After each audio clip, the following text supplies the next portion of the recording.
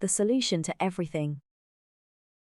We are witnessing so many crises in our modern world that they appear more and more unsolvable. But what if I were to tell you that there is a root cause to all of them, and we can all participate in addressing it? Our contemporary reaction to problems is often to first ask, what do we do? But we should first question should be, why has this problem appeared to begin with?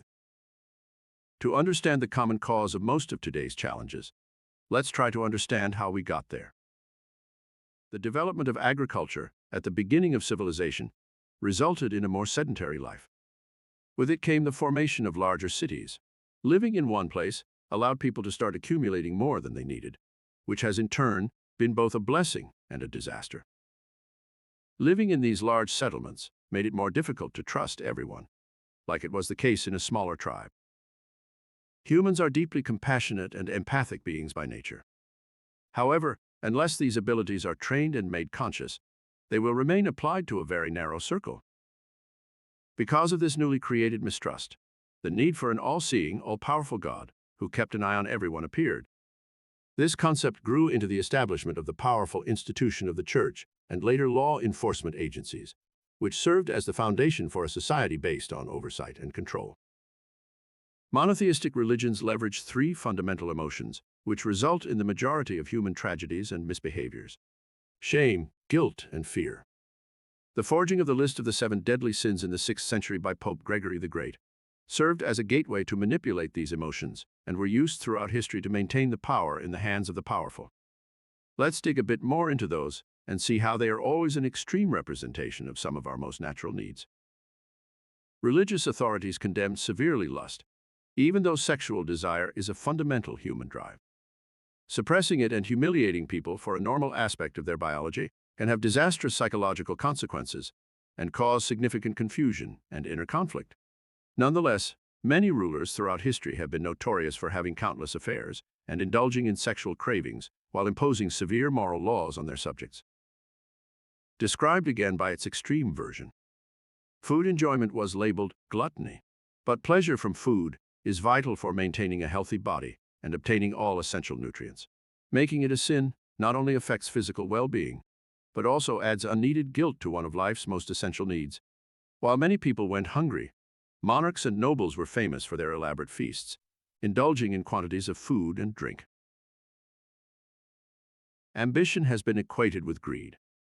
Wanting to gather some wealth is portrayed as pure selfishness, restricting individuals' potential development and keeping them subject to the powerful. Ambition may be a motivator for innovation and personal progress. In the meantime, desire for wealth and power is a common trait of the high hierarchy of many religious institutions. The idea of sloth or laziness exploits the misconception that work is the highest virtue and that leisure is a sin. This idea maintains individuals willingly consenting to exploitation, straining themselves to physical and mental fatigue. This is still very true today, with incidents of burnout becoming more widespread. While preaching to the populace the virtues of hard work, many monarchs and business leaders have been known to live luxury lifestyles while delegating their responsibilities. The concept of wrath, or rage, has made people repress any dissatisfaction they may have.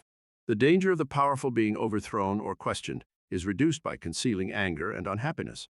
Gabor Mate's work on emotion expression highlights the necessity of understanding and recognizing our anger, rather than concealing it. While preaching forgiveness and compassion, the Church frequently used harsh violence against individuals who disagreed with its beliefs. The horrific techniques of torture and execution of the Inquisition were used to suppress heresy. Similarly, the Crusades were religious warfare defined by extreme cruelty and violence, undertaken with righteous rage against people perceived to be enemies of Christianity. This example highlights the Church's disingenuous application of the concept of wrath. What about envy? The concept that individuals should always be satisfied with what they have protects the Church and the monarchy's wealth. When understood and managed properly, envy may be a motivation for growth and equality. Yuval Harari's thoughts on society structures reveal how, on the opposite, contentment can be used to maintain power disparities. Shaming the feeling of envy has often been used to limit the growth of potential rivals. Kings, for example, frequently attempted to keep the nobility in check, fearing their ascent. And last, teaching that one should take no pride in their accomplishments creates a subjugated and traumatized psyche. Self-esteem and personal development require pride in one's work, accomplishments, or attributes. Many intellectuals, like Sir Ken Robinson, have emphasized how suppressing pride leads to a loss of identity and personal fulfillment. Meanwhile, it is frequently on display among those in authority. From the construction of massive monuments by emperors such as Augustus to modern CEO branding and public relations operations. These actions are in stark contrast to the teachings that pride is a sin for ordinary people. These instances demonstrate a clear double standard as well as the manipulation of virtues and vices. A tradition of millennia based in these enforced moral values has convinced us that we are not worthy, lovable, or even really needed. As if our entire society is a traumatized child, abused and frightened, we are nowadays convinced that humanity is a plague rather than a part of nature. Many of today's society and individual issues, such as polarization, distrust in science, lack of connection, depression, attention deficit disorder, or even physical illnesses, are directly linked to these societal childhood traumas. Because of this culture of guilt, shame, and fear, everyone appears to be an expert in any subject, a coping mechanism similar to a child's rejection of authority. The good news is that addressing the underlying source of psychological trauma will solve the majority of humanity's issues. All of our modern calamities are the result of an inability to perceive reality as it is, rather than a lack of knowledge or power to act. So, our goal should be to help people recover from trauma in any area, on any given day, in any condition, with compassion and understanding.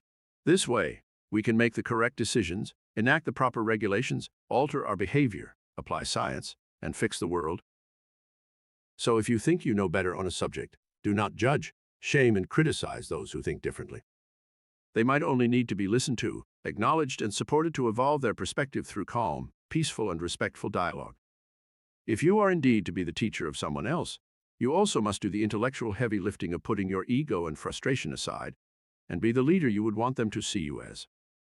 Being right and winning an argument serves no purpose, but helping the other person make one small step in the right direction. That is what matters. As always, we want to open the gate to the work of the great minds of our times. We have a shot at comprehending these complicated dynamics and work towards a more harmonious future by drawing inspiration from the work of intellectuals such as Gabor Mate, Zach Bush, Sir Ken Robinson, Rutger Bregman, or Yuval Harari. So consider having a look at what they have to say on the subject. Once again, thanks for watching.